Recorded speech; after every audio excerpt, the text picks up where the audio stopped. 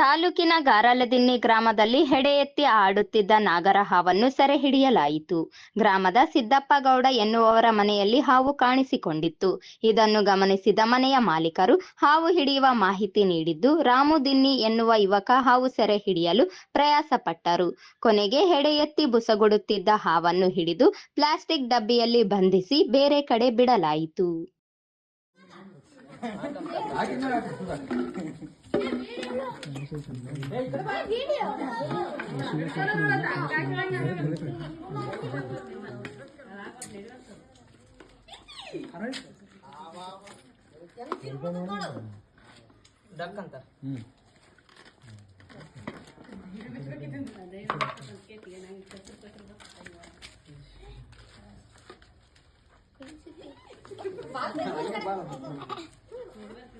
सब दೊಡ್ಡದೇ